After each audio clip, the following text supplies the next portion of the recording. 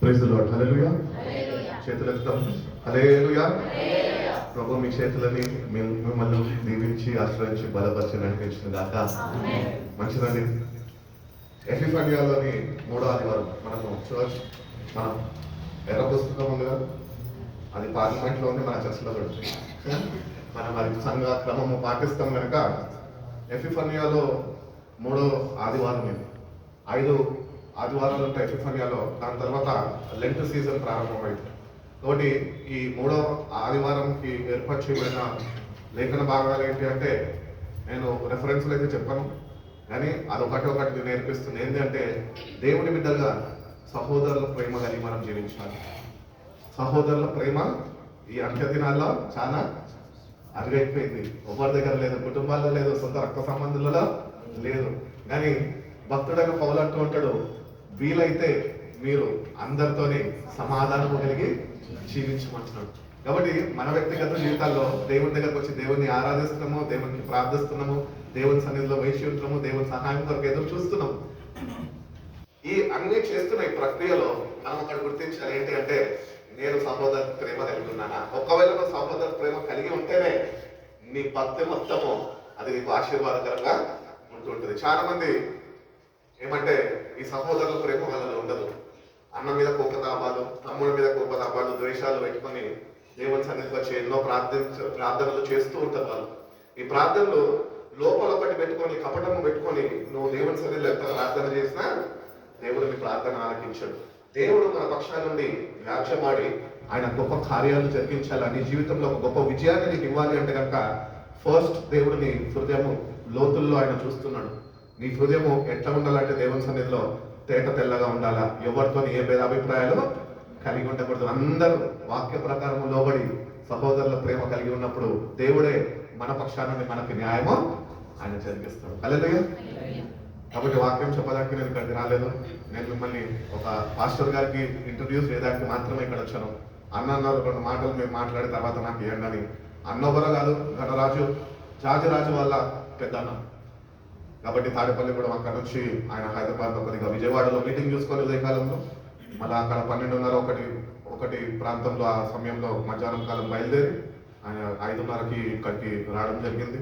So ఆయన వస్తుండగా అన్నకు చెప్పాను అనమాట, ఏంటంటే అన్న మీరు ఎట్లనో మా మధ్యలో ఉంటున్నారు కాబట్టి వాక్యం మీరే పంచుకోవాలన్నా అని చెప్తే, అదే తప్పకుండా పంచుకుంటారా అని ఆయన ఎంతో దూరం నుంచి, ఏమంటారు అది కోంపల్లి దగ్గర నుంచి ఆయన ఫ్యామిలీని అంతా అక్కడ విడిచిపెట్టి చుట్టాల ఇంటి దగ్గర వాళ్ళ బండి తీసుకొని ఇక్కడ వాక్యం పంచుకోవడానికి మన మధ్యలో ఉన్నాడు. మనకి ఎంతో ధన్యకరం అది. కాబట్టి మీ ఎవరికి ఆయన తెలియదు కాబట్టి ఆయన మీ మధ్యలో ఇంట్రొడ్యూస్ చేయడానికి నేను ఇక్కడ మాత్రమే వచ్చాను. వాటి సమయం ఏమాత్రము వృధాపరచకుండా కొద్దిగా సమయము, ఒక అరగంట 45 నిమిషాలు విలువైన సమయంగా భావించి దేవుడు మనతో మాట్లాడే రీతిగా మనము సిద్ధపరచుకున్నాం. మా సమయాన్ని నేను అన్నకు అందిస్తున్నాను. చప్పట్లు కొట్టి దేవుని హల్లెలూయా. రెండు చేతుల పైకి దేవునికి దగ్గరగా స్తోత్రం చెప్తాం. హల్లెలూయా. జాజిరాజు తెలుసుగా మీ అందరికీ, మా ఫ్రెండ్ పెద్ద అనమాట. మేము 4, మా అమ్మగారు కూడా వచ్చినట్టున్నారు. ఆవిడకి 5వ సంతానమే. 4 ఆడపిల్లలు దాకా పూజలు ఉండి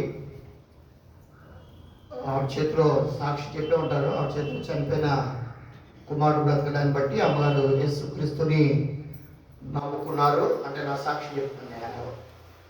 తర్వాత అమ్మగారు సేవలో వచ్చిన తర్వాత దేవుడు నమ్ముకున్న తర్వాత నేను పుట్టాను. పుట్టకముందే కుమారుడిని ఇస్తారని చెప్పి దేవుడు అమ్మగారికి నన్ను ఇచ్చాడు. తర్వాత నా తర్వాత ఇక 4 సేవలో ఉన్నాం. అది హల్లెలూయా. ఏంటది? 4 సేవలోనే ఉన్నాం. నా పరిచయం గురించి మీ అందరి ప్రయత్నం జ్ఞాపకం చేసుకోండి. హల్లెలూయా. ప్రత్యేకమైన పాట పల్లవి చరణం పాడి తర్వాత వాక్యాన్ని చెప్పుకుందాం. దివ్య తేజోమయ యేసయ్యా, నీతి నియమాలకు నిలయమా, నిన్ను నమ్ము నీ జనుల న్యాయాధిపతి నీవై, నడిపితి విజయ ధ్వజముతో నిత్యం నీకే నా ఆరాధన, నీవే నీవే నా స్తుతి కీర్తన. నిత్యం నీకే నా ఆరాధన, నీవే నీవే నా స్తుతి కీర్తన. దివ్య తేజోమయ యేసయ్యా, నీకి నియమాలకు వినయమా, నిన్ను నమ్ము నీదెరున న్యాయాధిపతి నీవై, కడిగిరి జయ ధ్వజముతో. నిత్యం నీకే నా ఆరాధన, నీవే నీవే నా స్తుతి కీర్తన. నిత్యం నీకే నా ఆరాధన, నీవే నీవే నా స్తుతి కీర్తన. బలవంతుడా, మహాశూరుడా, మధుశోధనలలో నా తోడై, నా కుడి పార్శ్వమందుండినావే. నీ మహిమకై నీవే పరచిన, నీ పాత్రలను మార్చి నీవు, నీ ఎనలేని ప్రేమను చూపి, నీవే నీవే నా విజయం, నాలో నీవే నీవే నా ఆనందం. నీవే నీవే నా విజయం, నాలో నీవే నీవే నా ఆనందం.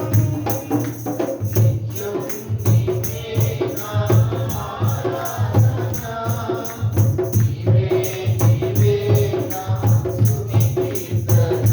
హల్లెలూయా. పాటలు పాడుతూ ఉంటే ఈరోజంతా మంచి పాటలు పాడుతున్నారు ఇక్కడ. నాకు బాగా నచ్చింది ఏంటంటే పాటలు మాత్రం మంచి నిలబెట్టి పాడుతున్నారు అందులో. అంటే పిలిపితే అదే చెప్తున్నా, పాటలు పాడేవాడు మాత్రం మంచి సంఘంలో చాలా అద్భుత రీతిగా వాడబడుతున్నారు. దేవుడు మిమ్మల్ని అందరినీ బహుగా దీవించుగాక. చూద్దాం, వాక్యంలోకి వెళ్దాం. 1 కొరింథీ పత్రిక 9వ అధ్యాయం 25వ వచనం చదువుదాం. మరియు మరియు మందమందు పోరాడు ప్రతివాడు పందెమందు పోరాడే ప్రతివాడు అన్ని విషయములయందు అన్ని విషయాల్లో మితముగా ఉండును. మితంగా ఉండడంట. వారు వారు క్షయమగు క్షయమగు కిరీటము పొందుటకును, పొందుటకును, మనమైతే అక్షయమగు కిరీటము పొందుటకును మితముగా ఉన్నాము. హల్లెలూయా. ఉన్నారా మితముగా? హల్లెలూయా. అంటే మరి పందెంలో పోరాడాలంటే ఎలా ఉండాలి? మితముగా ఉండాలి, ఫిట్గా ఉండాలన్నమాట. అది హల్లెలూయా. ఫిట్నెస్ని కాపాడుకోవాలి.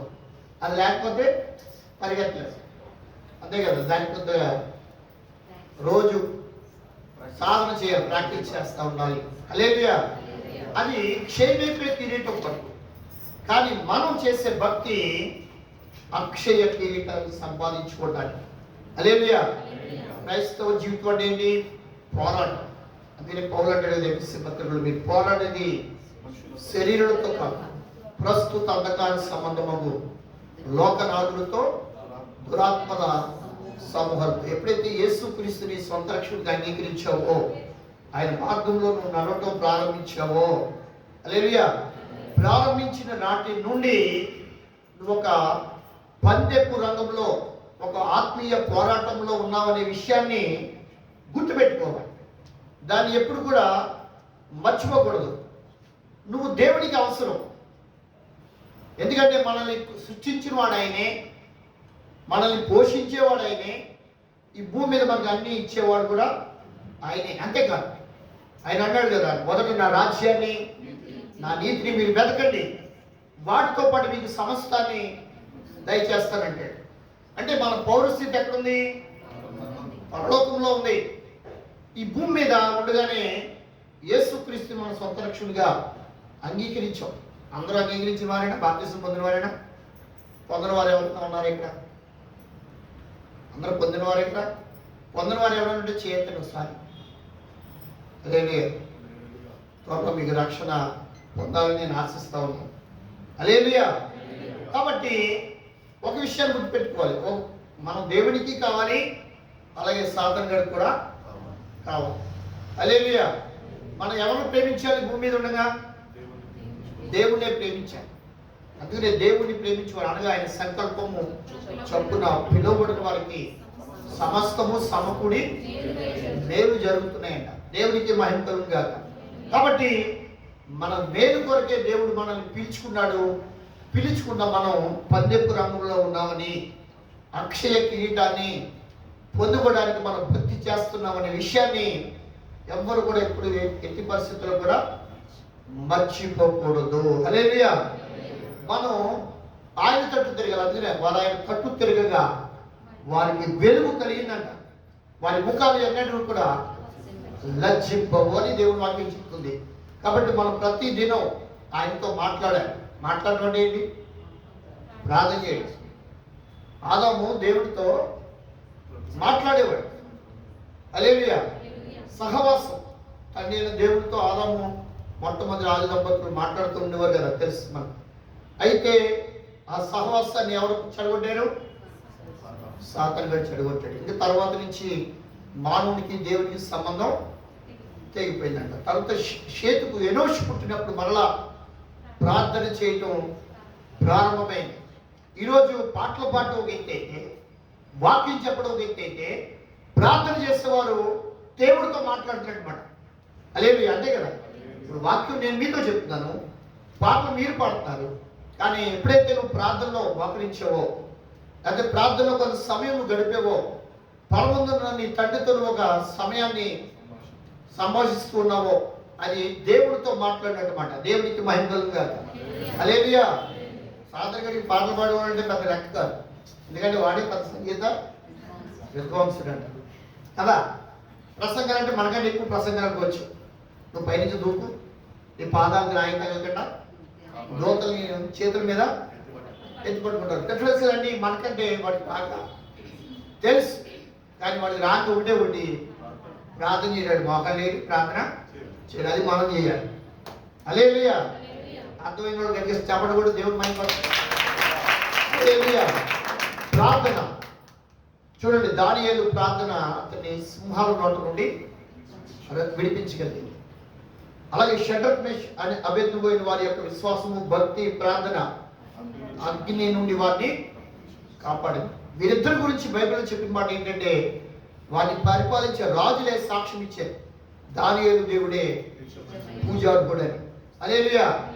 అలాగే షడ్రక్ మేషక్ అబేద్నెగో వారి దేవుడే దేవుడు. ఆయన ఎవరైనా దూషిస్తే వాడి ఇల్లు పెట్ట కుప్పగా మారిపోద్దని చెప్పేసి తాకీదును పంపించాడు, చట్టాన్ని పుట్టించాడు మాట. అక్కడ దేవునికి మహిమ కలుగును గాక. అలాంటి వారి దినాల్లో దేవుడు లేపాలని నేను కోరుకుంటా ఉన్నాను. దేవునికి మహిమ కలుగును గాక. హల్లెలూయా. ఫిలిప్పు ఖరీదారు మేము వచ్చి 5 సంవత్సరాలు, కరోనా ముందు 8 సంవత్సరాలు అవుతాం. హల్లెలూయా. అప్పటికి చాలా వ్యత్యాసం వచ్చింది మాస్టర్ గారు. హల్లెలూయా. దేవునికి మహిమ కలుగును. దేవుడు మాట్లాడుకుంటాడు. పితరుల యొక్క ప్రార్థన వృధాగా పోదు. హల్లెలూయా. అది దేవుని పని. ఈ భూమి మీద అన్ని పనుల కంటే గొప్ప పని ఏంటి? దేవుని పని. ఎవరు చేయాలి పని?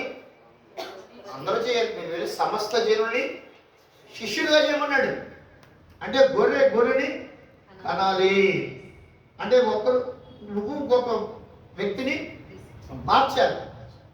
సంవత్సరంగా ఒకనైనా మార్చాలి. సంవత్సరం చాలా మంది మార్చేస్తాను అంటారు. ఒకసారి చెప్పి ఫిలిప్పు నతనీయుని తీసుకొచ్చినట్లుగా, సమరయ స్త్రీ తన ఊరి వారందరినీ తీసుకొచ్చినట్లుగా, మనం దేవునికి మనం పత్రికలు ఉంటాడు. పౌరు గారు మీరే మా పత్రికలు ప్రింట్ చేయాలంటే ఇవ్వాలంటే కష్టం. అలా అవసరం లేకుండా మీరే పత్రికలు అంట. క్రీస్తు పత్రికలు మీరు. దేవునికి మహిమ కలుగును గాక.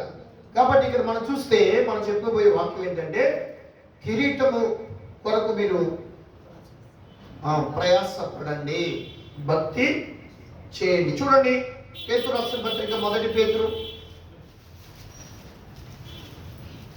మిమ్మల్ని పురుగొలుపుతా ఉన్నానమాట, నేను దేవుని గురించి చెప్తూ ఆ కిరీటాన్ని మీరు కూడా సంపాదించుకోండి. పౌలు అంటే నాకే కాదు, నా వల్ల దాన్ని అపేక్షించే వారందరికీ కూడా దేవుడు అనుగ్రహిస్తాడని చెప్తాడు. పేతురు పత్రిక 1 పేతురు 5వ అధ్యాయం 4వ వచనంలో ప్రధాన కాపరి ప్రత్యక్షమైనప్పుడు మనం కాపురమే చెప్పాను కదా. ఈ భూమి మీద కాపరులు గాను, స్వార్థికులు గాను, ఉపదేశకులు గాను, ప్రవక్తలు గాను, పరిచర్యలు నానా విధాలుగా ఉన్నాయి కదా.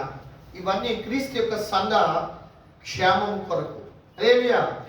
ఈ భూమి మీద కాపరులు ఉన్నారు, కానీ ఆ ప్రధాన కాపరి ఒక ఆయన ఉన్నాడు మనకి. ఆయన అంటాడు కదా, గొర్రెలకు నేను మంచి కాపరిని. మంచి కాపరి ఏం చేస్తాడు? గొర్రెల కోసం తన ప్రాణాన్ని పెడతాడంట. హల్లెలూయా. గొర్రెలో ఉన్న గొప్పతనం ఏంటంటే, ఇప్పుడు సోషల్ మీడియాలో చూస్తుంటే క్రైస్తవులు ఏమని సంపాదిస్తూ ఉన్నారు? గొర్రెలే. గొర్రె కాపరిని తప్ప ఇంకెవరినది వెంబడించదు. అది ఒక సూరం దాంట్లో ఉన్నది. హల్లెలూయా. మన కాపరిని మనం గుర్తెరిగాం, తెలుసుకున్నాం కదా. మనం సృష్టించింది ఎవరో, మన కోసం ప్రాణం పెట్టింది ఎవరో, మనం రక్షించింది ఎవరో, మన నిత్యరాజ్యానికి పరలోకానికి చేర్చేది ఎవరో కూడా మనం తెలుసుకున్న ఈ భూమి మీద ఉండగానే మనం ధన్యులు. దేవునికి మహిమ గాక. ఇక దావీదు 23వ కీర్తనలో యెహోవా నా కాపరి అని. నిజంగా యేసు ప్రభువు వారి యోహాను సువార్త 10వ అధ్యాయంలో నేను గొర్రెలకు మంచి కాపరి అన్నాడు. కాపరి అంటే ప్రత్యక్షమవుతాడు ఒక దినాన్ని. పేతురు మాట చెప్తాడు, చదవండి మాట. ప్రధాన కాపరి ప్రత్యక్షమైనప్పుడు, ప్రధాన కాపరి ప్రత్యక్షమైనప్పుడు మీరు వాడబారని మహిమ కిరీటము, మీరందరూ కూడా వాడబారని మహిమ కిరీటం. హల్లెలూయా. పౌలు ఆ కిరీటం గురించి భక్తి చేశాడంట. చేయటమే కాదు, మన అందరినీ కూడా పురుగొలుపుతూ ఉన్నాడు. హల్లెలూయా.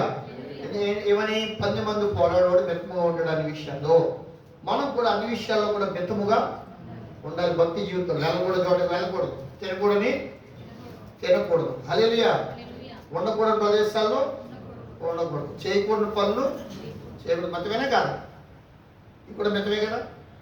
అయినా అయ్యేమో అక్షయ మీ కిరీటం పొందుకోవటానికి, ఇవైతే అదే క్షయమైన కిరీటం పొందుకోవటానికి, మనమైతే అక్షయ కిరీటం పొందుకోవడానికి. దాని గురించి పేతురు కూడా చెప్తున్నాడు. ఏమంటాడు చూడండి, ప్రధాన కాపరి ప్రత్యక్షమైనప్పుడు మీరు వాడబారని కిరీటమును మహిమ కిరీటాన్ని పొందుతారంటాడు. దేవునికి మహిమ కలుగుగాక. హల్లెలూయా. ఆ కిరీటం మీద మీరు దృష్టి పెట్టండి. హల్లెలూయా. ఆమేన్. చూడండి మళ్ళా 1 తెస్సలోనికీ పత్రిక 2:19లో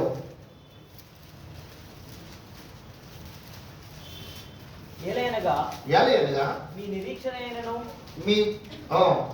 మా నిరీక్షణ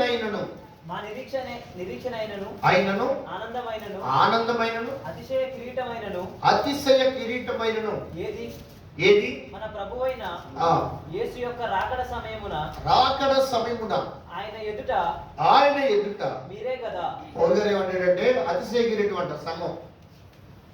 ఫిలిప్పీ సంఘం రేపొద్దున దేవుడు ఏం చేస్తాడు?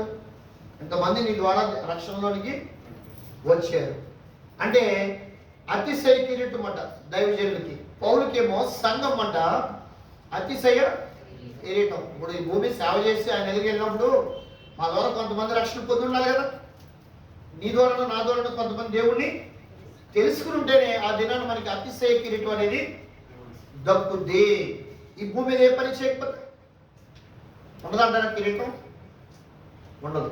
అందుకని ఈ భూమి మీద ఉండగానే అగ్నిలో నుండి లాగినట్లు కొందరిని లాగి రక్షించాలి. యోధ పత్రికలో ఉండదన్నమాట. చూడండి, యోధ పత్రికలో శరీర సంబంధమైన వారి అపవిత్రతకు చోటు ఇవ్వద్దు, సందేహపడు వారి మీద కనికరపడండి, అగ్నిలో నుండి లాగినట్లు. సందేహపడు వారి మీద కనికరం 23వ వచనం. సందేహపడు వారిని. చాలా మంది నజరేతు నుంచి మంచిదేదని వస్తా అంటాడు. ఎవరు? నతనీయేలు ఫిలిప్పుతో. ఇప్పుడు ఫిలిప్ ఏమన్నాడు? వచ్చి చూడమన్నాడు. హల్లెలూయా. వచ్చారు, నిజంగా అయితే ఆయనే మెస్సీ అని కనుగొన్నాడు. మనం సందేహపడు వారి మీద ఏం చేయాలి? కనికరం చూపించి వారికి ఇంకా దేవుడి గురించి అనేక విషయాలు చెప్పి దేవుడి తట్టు వారిని ఆకర్షించాలి. ఎందుకంటే లోకం దుష్టుల్లో ఉంది. లోకానుసారంగా జీవిస్తే కనుక దుష్టుడు ఎలాగ నరకానికి పోతాడు, వాడిని వెంబడించే వరకు నరకానికి వెళ్ళే ప్రమాదం ఉంది. దేవుడు తన పిల్లల కోసం అయితే నరకాన్ని చేయలే. మత్తయి 20 చెప్తుంది, అపవాది మన దూతలకి దేవుడు సిద్ధం చేసే నరకాన్ని. మన కోసం కాదు, ఆయన పిల్లల కోసం కాదు. దేవుడు నరకాన్ని సిద్ధం చేసింది అపవాదికి, వాని దూతలకి. లోకం ఎవరి మాట వింటుంది? అపవాది మాట వింటుంది. ఆదామాములు విన్నట్టుగానే ఆనాటి నుండి నేటి వరకు అపవాది మోసలేడు కదా, వాడు అనేక మందిని మోసం చేస్తున్నాడు. అందుకే యేసుప్రభువు అన్నాడు, ఆది నుండి వాడు నరహంతకుడు. హల్లెలూయా. సాధారణంగా ఎవరంట? నరహంతకుడు. ఏం చేస్తున్నాడు? అనేక మందిని పట్టి వాడు నరకానికి తీసుకుపోతున్నాడు. అలాంటి వాడిని ఏం చేయాలి మనం? లాగి అగ్గిలో నుండి లాగినట్లు. అగ్గిలో పడిపోతున్నాను. ఏదైనా ప్రమాదం జరుగుతుందంటే ఎవరో ఏం చెప్తాం? ఏదైనా డేంజర్ జోన్ అది.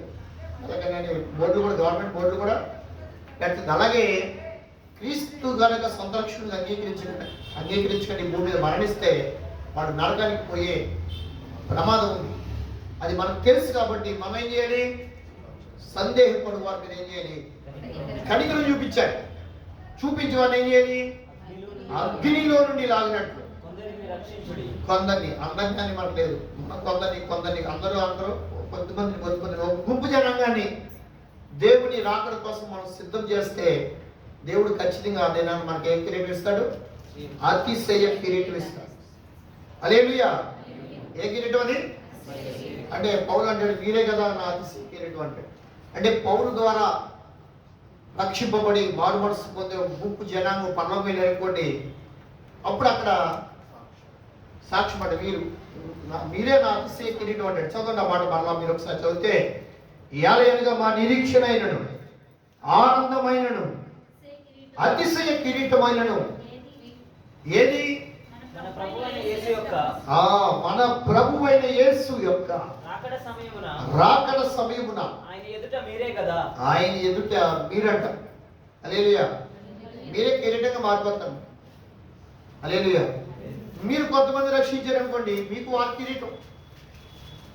మన ఈ భూమి మీద ఉండగా దేవుడి పని చేయాలి.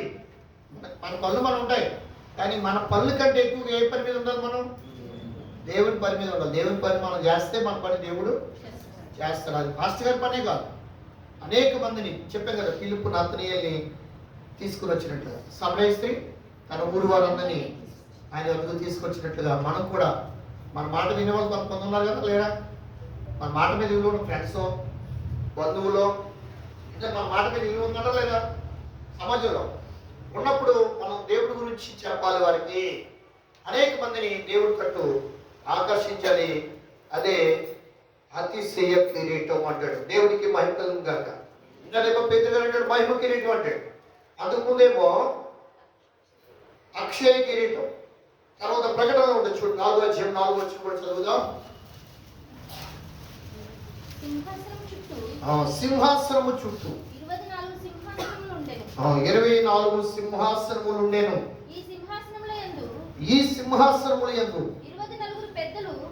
24 పెద్దలు తెల్లని వస్త్రములు ధరించుకొని తమ తలల మీద ఆమేన్. హల్లెలూయా. పరలోకంలో పెద్దలు 24 అంట. ఈ 24 ఎక్కడ చూశారంటారు? నాకున్న అవగాహన బట్టి 12 మంది అపోస్తలుల బోధన చేయడం వచ్చి ఉండాలి. 12 మంది గోత్రకర్తలు నుండి వచ్చిన వారై ఉండాలి. దేవుడికి మహిమ కలుగుతుంది. కారణం ఏంటంటే పరలోక పట్టణం పునాదుల మీద 12 అపోస్తలుల పేర్లు రాయబడి ఉన్నాయి. హల్లెలూయా. అలాగే గుమ్మాల మీద 12 మంది గోత్రకర్తల పేర్లు రాయబడి ఉన్నాయి. ఆ పరలోకంలో చిక్కిన వారు ఈ 12 గోత్రాల నుంచి వచ్చిన వారైనా ఉండాలి. ఈ అపోస్తలుల బోధలో సహవాసంలో రొట్టె విచ్చుటలో ప్రార్థన చేయడంలో నిలిచిన వారైనా అయి ఉండాలి. దేవుడికి మహిమ కలుగుగాక. వారికి కూడా అక్కడ కిరీటాలు ఉన్నాయి. వారందరూ ఆ కిరీటాలు తీసి ఎదురు పెట్టి నీవు మాత్రమే అర్హుడు యోగ్యుడు అని ఆయన ఆయన్ని మహిమపరిచారు. దేవునికి మహిమ కాక. ఇక్కడ మనం తెలుసుకోవాల్సిన విషయం ఏంటంటే ఆయన మనం గణపరిచే గుంపులో ఉంటే ఆయన మనల్ని కనపరుస్తాడు. హల్లెలూయా. ఆ 24 పెద్దలకి 24 సింహాసనాలు ఎటువంటి మాట్లాడాడు కదా, వాళ్ళు ఎక్కడున్నారు? అపోస్తలులు కూడా యేసు ప్రభువుని అడిగారు, నీ నిమిత్తం మేము అన్ని విడిచిపెట్టి నీతో వచ్చాం కదా, నువ్వు మాకేమిస్తావంటే మీరు 12 సింహాసనాల మీద కూర్చుండి ఇశ్రాయేలు 12 గోత్రాల వరకు మీరు తీర్పు తీరుస్తారు. మనకేంటంటే మనం అన్యజనులకు తీర్పు తీరుస్తున్నాం. సంఘము ద్వారా లోకానికి దేవుడు తీర్పు తీర్చేలా చేస్తాడు. హల్లెలూయా. కాబట్టి ఇవన్నీ మనం మనసులో పెట్టుకుని మనం చేసే భక్తి జీవితంలో మనకు కూడా దేవుడు కిరీటం ఇస్తాడని ఒక నమ్మకంతో విశ్వాసంతో మనం భక్తి చేయాలి. హల్లెలూయా. మనం ఇచ్చిన ఈ కొద్ది జీవితంలో అదే కదా, నరుని యొక్క ఆయుష్ 70 సంవత్సరాలు, అధిక బలం ఉంటే 80 సంవత్సరాలు. అసలు మన వయసు మామూలు వయసు ఎంతో తెలుసా? భూమి మీద 969 సంవత్సరాలు బతికాడు. ఎవరో మెతుషియా. అత్యధికంగా ఎక్కువ సంవత్సరాలు భూమి మీద బతికిన నరుడు మెతుషియా. అంటే ఆదాముతో దేవుడు ఆ చెట్టు ఫలము తిన్నప్పుడు చస్తావు అన్నాడు కదా, అది ఎన్ని సంవత్సరాలు వారు తాకిందంటే 949 సంవత్సరాల దాకా మన దగ్గర రాలేదు మరణం. ఆత్మీయంగా ఆ రోజే చనిపోయాడు. కానీ శరీర మరణం ఎన్ని రోజులు వచ్చింది? 969 సంవత్సరాలకి. హల్లెలూయా. 6వ అధ్యాయం ఆదికాండంలో దేవుడు వారి ఆయుష్ తగ్గించాడు. ఇది చేత చెడుతనం ఎక్కువైపోయిందంట. అప్పుడు భూమి మీద నరుడు యొక్క చెడుతనం విస్తరించినప్పుడు దేవుడి ఆయుష్ దినాన్ని ఏం చేశాడు? 120 సంవత్సరాలు చేశాడు. 6వ అధ్యాయం 12వ అధ్యాయం అబ్రహాం వయసు అంతా 170 పిలిచాడు. 1 సంవత్సరాలు ఆయుష్ ఇచ్చాడు. అంటే దేవుడు ఆయుష్ పెంచగలడు, తగ్గించగలడు. కానీ 120 సంవత్సరాలు డెడ్ లైన్ పెట్టినమాట. దాని నుంచి భూమి మీద బ్రతికే లేదు. హల్లెలూయా. కానీ 70 సంవత్సరాలకి కీర్తనలు రాశారు కదా, మనకి ఇచ్చిన ఈ 70-80 సంవత్సరాల్లో ఈ కొంచెంలో దేవుడికి మనం నమ్మకస్తులుగా జీవిస్తే, హల్లెలూయా, యుగ యుగాలు ఆయనతో కలిసి జీవించే అర్హత మనకి కలుగుతుంది. హల్లెలూయా. దేవునికి మహిమ కలుగును గాక. కాబట్టి మన ఫోకస్ ఎప్పుడు కూడా దేని మీద ఉండాలి? ఆయన ఇచ్చే కిరీటాల మీద ఆశ పెట్టుకుని భక్తి చేయండి. అందులో అదే ఎబ్రీ పత్రిక 11వ అధ్యాయం దేవుడు ఉన్నాడని, ఆయన వెతుకు వరకెల్లా ఫలము దయచేయవాడని నమ్మాలంట. అందుకు మనం వచ్చే ప్రతి ఒక్కరు కూడా ఏదో ఆశతోనే దేవుని వద్దకు వస్తున్నాం. హల్లెలూయా. కాబట్టి పౌలుకి ఆనంద కిరీటం, పేతురు గారేమో మహిమ కిరీటం అంటాడు. వీరందరూ కిరీటాల మీద ఫోకస్ చేశారు కాబట్టి హతసాక్షులు అవటానికి కూడా వారు వెని తీయకుండా భక్తి చేశారు అనమాట. హల్లెలూయా. కానీ మనం ఏం చేయాలి? ఈ లోకంలో ఉన్నంత కాలం ప్రార్థన మానకూడదు. భోజనమైనా మానేయండి ఒక రోజు పూట, కానీ ప్రార్థన మాత్రం మానకండి. దేవునికి మహిమ కలుగును గాక. వాక్యాన్ని మాత్రం అనునిత్యం ఏం చేయాలి? ధ్యానించాలి.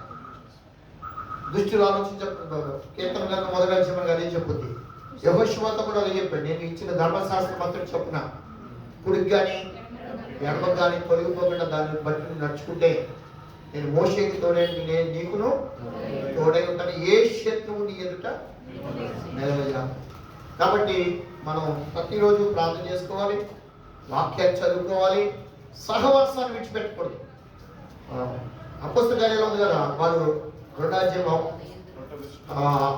అపోస్తల బోధ యందును సహవాసమందును రొట్టె విచ్చుట యందును ప్రార్థన చేయలేదు ఎడతెగక ఉండాలి. కాబట్టి అలా ఉండాలి ఈ దినాల్లో. హల్లెలూయా. బైబిల్ చెప్తే యవ్వన కాలమందు కాడిపోయేట నరునికి మేలు దాన్ని మోపింది దేవుడే. హల్లెలూయా. మిమ్మల్ని అందరినీ చూస్తుంటే నాకు చాలా ఆనందం ఉంది. అందరూ యవనస్తులే. హల్లెలూయా. మా ఊళ్ళో అయితే అందరూ ఏమన్నారు? ఎక్కువగా చెప్పాలి, ఇక్కడ ఉంటారు పెద్దోళ్ళు, బాగా వయసు మీరిన వాళ్ళు గట్రా ఉంటారు. ఇక్కడ జాబులు కొంచెం లేకపోతే ఈ హాస్టల్స్ ఎక్కువ ఉంటుందో, చదువు ఎన్నో ఎక్కువగా యూత్ మాట. అలాగే యూత్ ఎవరు కావాలి? దేవుడికి కావాలి. ఎవరు మీరు బలవంతులు. కారణం ఏంటంటే దేవుని వాక్యం మీలో నిలిచి ఉంది. ఎందుకంటే ఇప్పుడు చదివేది మీకు గుర్తుంటుంది. ఇప్పుడు చదివిన చదువు గుర్తుంటుందో లైఫ్ లాంగ్ పనిచేస్తున్నా పని చేయలేదా? అలాగే ఈ వయసులో యవ్వన ప్రాయంలో మీరు చేసే భక్తి తర్వాత మీ జీవితానికి ఇది ఎంతో ఆశీర్వాదకరంగా ఉంటుందన్నమాట. దేవునికి మహిమ కలుగును గాక. యేసేపు యవనస్తుడే, దానియేలు యవనస్తుడే, దావీదు యవనస్తులే, వీళ్ళందరూ ఎస్తేరు చెప్పుకుంటే పోతే బైబిల్లో అనేక మంది యవనస్తులు ఉన్నారు. వాళ్ళందరూ కూడా బలవంతుని చేతులు బాణాల వలె వాడబడ్డారు. హల్లెలూయా. చెప్పాను కదా, మనం ఎవరు కావాలి? దేవుడికి కావాలి. అదే టైంలో సాతానికి కూడా అవసరం. కాబట్టి ఎవరి మాట వినాలి? మనం పరమగీతం మనకు చెప్పేది అదే. అక్కడ ప్రియుల గురించి ఉంటుంది, ప్రియురాల గురించి ఉంటుంది, అక్కడ వేరొక ప్రియులు ఉంటుంది. వాడే సాతానికి. ఎందుకంటే దేవుడు మనల్ని విలువ పెట్టి కొన్ని ప్రదానం చేసుకుని ఆయన వెళ్ళిపోయాడు. పెళ్లి చేసుకోవడం త్వరలో రాని అన్నాడు. ఇప్పుడు సంఘం ఎవరితో చూడాలి చెప్పండి? దేవుడి తట్టు. అందుకనే పౌలు గారు అంటాడు కదా, హల్లెలూయా, మిమ్మల్ని ఒక్కనే పురుషుడికి మిమ్మల్ని ప్రదానం చేశాను. హల్లెలూయా. అమ్మ మోసపోయినట్లుగా మీరు కూడా ఒక మోసపోతారేమో, సాతాను అక్కడ మోసం చేసింది అంటాడు. అలా మోసపోకుండా అన్నిత్యము మనం దేవుడితో సహవాసం కలిగి ఉండాలి. హల్లెలూయా. ఇప్పుడు బైబిల్ ఉండాలన్నమాట మన చేతిలో. ఏముండాలి? బైబిల్. దావీదు అంటాడు, నీ ఎదుట నేను పాపము చేయకున్నట్లుగా నీ వాక్యము నా హృదయంలో ఉంచుకున్నానంటాడు. కాబట్టి ప్రతి ఒక్కరి హృదయంలో ఏముండాలి? ఈరోజు వాక్యం ఉండాలి. దీని వాక్యమే నా పాదములకు దీపం, నా త్రోవకు వెలుగు. ఇవన్నీ కూడా మనం చూడండి, సామెతలలో 4వ అధ్యాయం 1 నుంచి చదివితే అక్కడ 4వ అధ్యాయం 1 నుంచి చదవండి. తండ్రి ఉపదేశము వినుడి. ఎవరు ఉపదేశం వినాలి? మీరైనా నేనైనా ఎవరైనా కానీ. ఇప్పుడు ఇక్కడ కూర్చొని నేను వింటున్నప్పుడు నాకు కూడా దేవుడు నాతో కూడా మాట్లాడుతూ ఉంటాడు, మీతో కూడా మాట్లాడుతూ ఉంటాడు. వాక్యం చెప్పినా సరే నాతో కూడా దేవుడు మాట్లాడుతాడు. ఆయన ఉపదేశం మనందరం వినవలసిందే. మీరు వివేకము నందునట్లు ఆలకించుడి. మీరు వివేకము నందునట్లు యవనస్తులు అందరూ కూడా సామెతలందరూ రోజు ఒక అధ్యాయం చదవండి, ధ్యానించాడు. అసలు ఇందులో కనుక దావీదు అన్నట్లుగా వేల కొలది వెండి బంగారు నాణాల కంటే నువ్వు ఇచ్చిన ధర్మశాస్త్రం నాకు ఎంతో మేలంటాడు కదా. అలాగే దేవుడు వాక్యాన్ని ఎక్కువగా మీరు ధ్యానించండి. ఖచ్చితంగా మోషేని తోడైనట్లు, యెహోషువను తోడైనట్లు ఆయన మీకు కూడా తోడై ఉంటాడు. చదవండి అన్నమాట. నేను మీకు సదుపదేశం చేసేదను. ఆయన మనకి మంచి ఉపదేశం చేస్తాడు. నా బోధను త్రోసివేయకుడి. నా బోధ మీరు విన్న వెంటనే దాని ప్రకారంగా నడవడానికి, ఈ నా మాటలు విన్న ప్రకారంగా ప్రవర్తించేవాడు బండ మీద ఇంటిని కట్టుకుంటా బుద్ధిమంతుని పోలి ఉంటాడని ఆయన చెప్పినట్లుగానే ఇక్కడ ఆ మాట కూడా అలాగే ఉంటుంది. చదవండి. నా తండ్రికి నేను కుమారుడిగా ఉంటిని, నా తల్లి దృష్టికి నేను కుమారుడనైన ఏక కుమారుడనై ఉంటిని. ఆయన నాకు బోధించుచు నాతో ఇట్లనెను, నీ హృదయము పట్టుదలతో నా మాటలను పట్టుకొని. పట్టుదల చెప్పారు కదా, యవనస్తులు ఏం చేస్తారు? వాక్యాన్ని వింటే దాన్ని కంటదా పట్టచ్చు, హృదయం భద్రం చేసుకోవచ్చు, దాని నుండి కుడిగా నడపగానే తొలగకుండా బతకొచ్చు, జీవించవచ్చు కూడా. నా ఆజ్ఞలను గైకొనని ఎడల, నా ఆజ్ఞలు చేస్తారే వాటిని మీరు గైకొనని ఎడల నువ్వు బ్రతుకుతావు. జ్ఞానము సంపాదించుకొనుము, బుద్ధి సంపాదించుకొనుము. నా నోటి మాటలను మరువకము. అది నా నోటి మాటలను దేవుడిచ్చే ఉపదేశాలు వాక్యం మీద వచ్చినప్పుడు దాన్ని మీరు ఏం చేయాలి? రిసీవ్ చేసుకోవాలి. పట్టుదలతో మీ హృదయంలో భద్రం చేసుకోవాలి. వాటి నుండి తొలగిపోకండి. జ్ఞానమును విడువక యుండిన ఎడల అది నిన్ను కాపాడును. దాన్ని ప్రేమించిన ఎడల అది నిన్ను రక్షించును. జ్ఞానమును సంపాదించుకుంటే జ్ఞానమునకు ముఖ్యాంశము. అది జ్ఞానానికి ముఖ్యాంశము. నీ సంపాదన అంతయు ఇచ్చి, నీ సంపాదన అంతా ఇచ్చి బుద్ధి సంపాదించుకొనుము.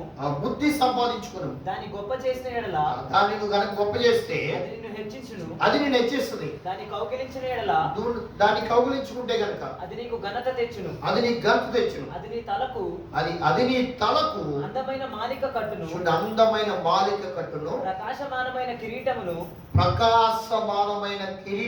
నీకు దయచేయును. అదే దేవుడిచ్చే మహిమ కిరీటం, వాడబారిన కిరీటం, అక్షయ కిరీటం. యాకోబు కూడా దీని గురించి చెప్తారు. ఆ మాట చదువుకుని మనం ఊహించుకుందాం. చూడండి, యాకోబు పత్రిక 1వ అధ్యాయం 12వ వచనం కూడా చెప్తాడు ఆ మాట. శోధన సహించువాడు ధన్యుడు. ఎన్నో శోధనలు ఈ భూమి మీద శరీరం కొంతకాలం ఎన్నో శోధనలు వచ్చినా కానీ దేవుడి కృప మనల్ని వెన్నట్టే ఉంటుంది. కాబట్టి శోధన ఏం చేయాలి? చెదిరిపోకూడదు. హల్లెలూయా. సువర్ణాన్ని కనుక అందులో ఉన్న ఫస్ట్ మాత్రమే పోద్ది అగ్ని వంటి శోధన వచ్చినప్పుడు. హల్లెలూయా. అతడు శోధనకు నిలిచిన వాడై అతడంట శోధనకు నిలిచిన వాడై ప్రభువు తను ప్రేమించే వారికి. యేసేపు జీవితాన్ని చూడండి, ఎన్ని శోధనలు వచ్చాయి అతనికి. చిన్ననాటి నుండి దేవుడు అతనితో మాట్లాడుతూ ఉన్నాడు, దర్శనాలు చూస్తూ ఉన్నాడు, అవి చెప్తా ఉన్నాడు. అన్నగారు పలబట్టే తండ్రి కూడా నువ్వు మమ్మల్ని నన్ను తల్లిని కూడా వెళ్తావా అని కూడా తండ్రి కూడా అన్నాడు. హల్లెలూయా. అప్పటి నుండి మొదలు పెడితే అతను జైల్లోకి వెళ్ళే వరకు కూడా అన్ని శోధనలేనా కదా. కానీ శోధనలో తన భక్తిని విడిచిపెట్టాడా? విడిచిపెట్టలేదు. ఈ రోజు ఖైదీగా ఉన్నాడు, రేపు ఈ బాడికి ఐక్య దేశానికే ప్రధానమంత్రి అయ్యాడు. అది దేవుడు గొప్పతనం. ఇలా మన సామెత గ్రంథంలో చదువుకున్నది అదే.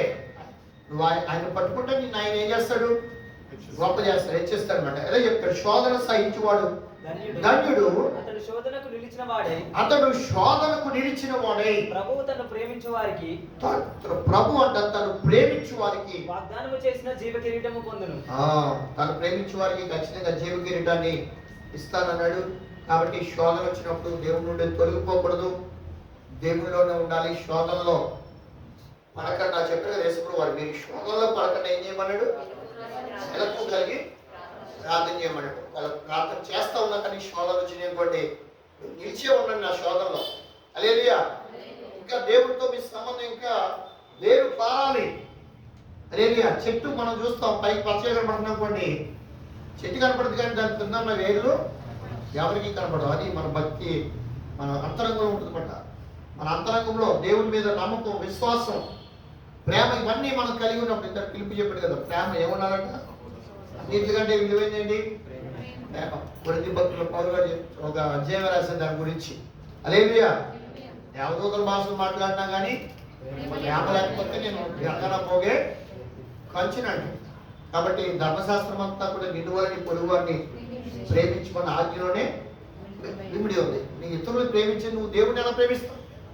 అదే కదా, దేవుడు డైరెక్ట్గా దేవుడు నువ్వు ప్రేమించడం కంటే ఇతరులను ప్రేమించినప్పుడే దేవుడి ప్రేమని హృదయంలో కుమ్మరింపబడినట్టు మాట. హల్లెలూయా. అప్పుడు అటువంటి ప్రేమ కలిగి ఉండండి. శోధనలో పడకుండా ఉన్నట్లు మెలుగు కలిగి ప్రార్థన చేయండి. ఖచ్చితంగా దేవుడి కిరీటాలన్నీ మీకు ఇస్తాడు. పౌలు చెప్పాడు కదా, నాకే కాదు నా వల్ల దీన్ని ఆపేక్షించే వారందరికీ దేవుడు ఇస్తాడు అన్నటువంటి కిరీటాలు మనం పొందుకుందాం. అటువంటి కృప దేవుడు మీ అందరూ అనుగ్రహించాలని నేను కోరుకుంటున్నాను, ప్రార్థన చేస్తాను మీకోసం. దేవుడి మాటలు మనం ఇంటిలో దీవించునుగా. ప్రార్థన చేసుకుందాం.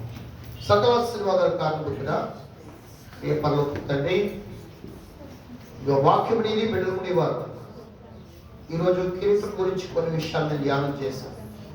అవునయ్యా, నువ్వు ఇచ్చే మహిమ ఏంటంటే ఇప్పటి కాలపు శ్రమలేవి కూడా ఎన్నదగినవి కాదంటాడు గొప్ప. కాబట్టి మా పౌరస్థితి పరలోకంలో ఉందనే విషయాన్ని గుర్తుపెట్టుకుని తండ్రి, మీరు క్రీస్తు కూడా పాతి పెట్టబడిన వారైతే పైనున్న వాటినే వెతుకున్నాం. అలా వెతికే కృప వచ్చిన మా అందరికీ దయచేయండి. వాక్యాన్ని విన్న వీళ్ళందరినీ కూడా మీరు ఆస్వాదించండి.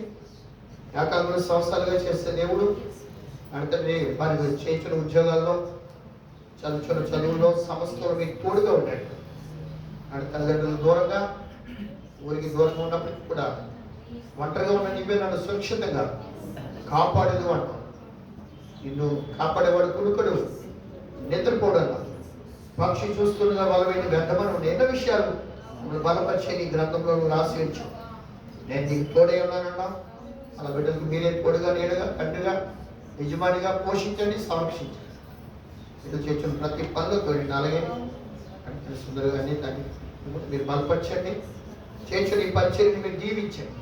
అలాగే ఎవరి బిడ్డల దగ్గర పరిచర్లో పాల్పొంపులు పొందుతున్నా ప్రతి ఒక్కరిని జత పనివారు అంటాడు పౌరు గారు. మీరందరినీ మీరు ఆస్వాదించండి. మీ పనిలో ఉన్న మీ బిడ్డలు మీరు ఆస్వాదించే దేవుడు ఉన్నాయి. ఎవరు అడతండి శరీర సంబంధమైన వారి అభివృద్ధికి చోటివ్వక అడతండి. మీరు అగ్గి సందేహపడవారు, మీరు కనికరపడమన్నాం. అగ్గిలో నుండి లాగినట్లు అనేక మంది రక్షించడానికి నీ బిడ్డలు మీరే వాడుకోండి. అడతండి మందిరాన్ని మహిమతో నింపండి. ఈ మందిరంలోకి వచ్చి ఎవరైతే ప్రార్థిస్తున్నారో వారి ప్రార్థన మీరు అంగీకరించండి అని అడుతండి. అడతండి సుంకరి ప్రార్థన విన్నావు కాబట్టి నడత హన్నా ప్రార్థన విన్నావు. నడతని భక్తులు నీకు ప్రార్థించినప్పుడు వెను వెంటనే అద్భుతాలు చేస్తావు. బిడ్డల పక్షంగా మీరు మేలు చేయండి. మా చదువులో, ఉద్యోగాల్లో నడతండి, వారి వివాహ జీవితాల్లో మీరే నడతండి. మూడో వ్యక్తిగా ఉండి వారిని నడిచిన బలపరచమని అడుగుచున్నాం. ఇప్పుడు వచ్చిన వారందరినీ మీరు దీవించండి, ఆస్వాదించండి. పిలుపుని ఏడంతల ఆత్మ పట్టుకోండి. అనేక చోట్ల నీ సాక్షిగా ఉండడానికి నడతండి మీరే బలంగా వాడుకోమని అడుగుచున్నాం. అదే కూడా మీరు బలపరచండి. కుమార్తెని బలాన్ని శక్తిని ఇవ్వండి. ఇప్పుడు వచ్చిన వారందరూ కూడా మీరు ఆస్వాదించి మీరు మాత్రమే భయపడదు.